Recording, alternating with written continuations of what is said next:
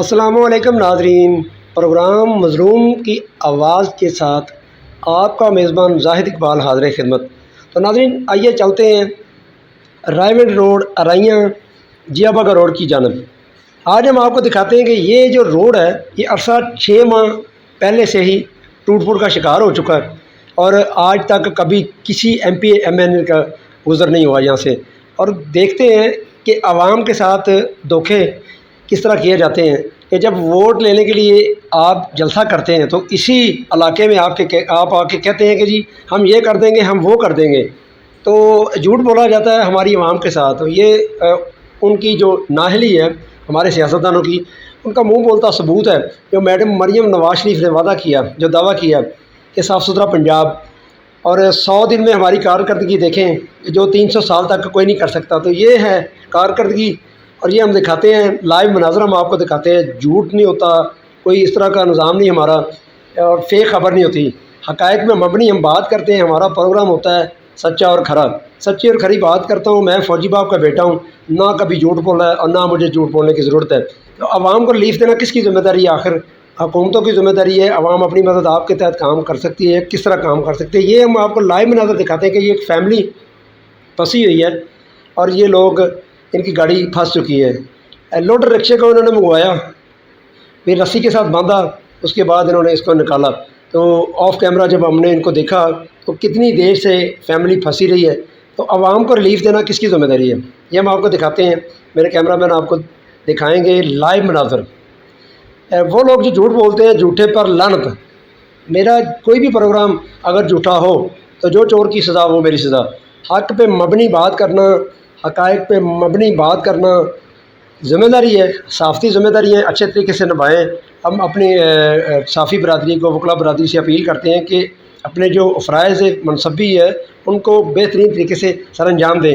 یہ دیکھ سکتے ہیں آپ کہ یہ لوگ کتنے پریشان ہیں، اور یہ حکومت کی نااہلی سمجھیں یا ٹھیکیداروں کی نااہلی سمجھیں یا ایم پی ایم این اے، جو جب گرانٹ ملتی ہے تو وہ کدھر چلی جاتی ہے؟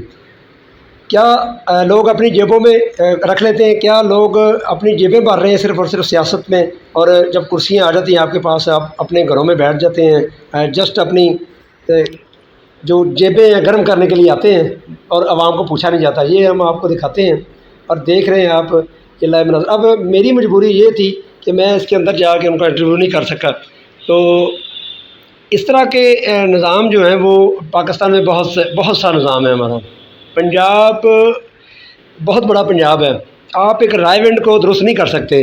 رائے ونڈ میں بہت سارے مسائل ہیں، جاتی عمرہ میں آپ لوگوں کی رہائش ہے، جو وقت کے حکمران ہیں، حکمرانوں کی رہائش جاتی عمرہ رائے ونڈ میں ہے۔ جب رائے ونڈ میں آپ کی رہائش ہے تو پھر آپ کو یہ سوچنا چاہیے کہ ہمارے جو پاس لوگ رہتے ہیں، رہائشی ہیں، ہمارے ہمسائے ہیں، اور ہمارے ملک کے جو لوگ ہیں ان کی پریشانی کو دور کرنا کس کی ذمہ داری ہے؟ اور عوام اپنی مدد آپ کے تحت کام کر رہی ہے، اور یہ سیوریج کا نظام جو ہے وہ درست نہیں ہو رہا، اور خصوصاً بالخصوص رائے ونڈ کے بہت سارے مسائل ہیں۔ جب میں نے سروے کیا، جب دیکھا، یہ جیا بگا کا روڈ ہے، رانا مبشر اقبال کا یہ علاقہ ہے جو مسلم لیگ نون کے کینڈیڈیٹ ہیں، تو لمحہ فکری ہے ہماری حکومتوں کے لیے، لمحہ فکری ہے ہماری عوام کے لیے۔ تو اس سے زیادہ ہم کوئی بات نہیں کر سکتے کہ یہ لوگ جو پھنسے ہوئے، ان کی پریشانی کو دیکھتے ہوئے دل خون کے آنسو روتا ہے۔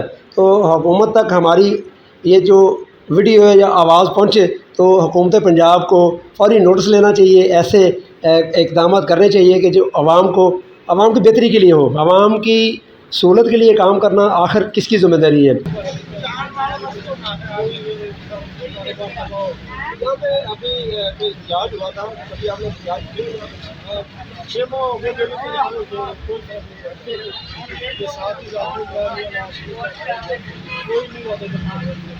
ابھی کسی M P M L A کا رانا مبشر اقبال جو مسلم کے کینڈیڈیٹ ہے ان کا باقی ہے کسی روڈ کو تو کبھی آج پہنچا جاتا ہے ان کا اس کو نہیں ہوا کہ الیکشن میں جب ہوا تو اس کے بعد ہم اس کے پاس گئے تھے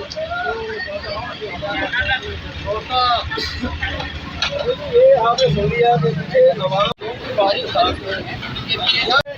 یہاں پہ لوگ ہیں اتنے پریشان ہیں، بات کرتے ہیں کہ روڈ ہے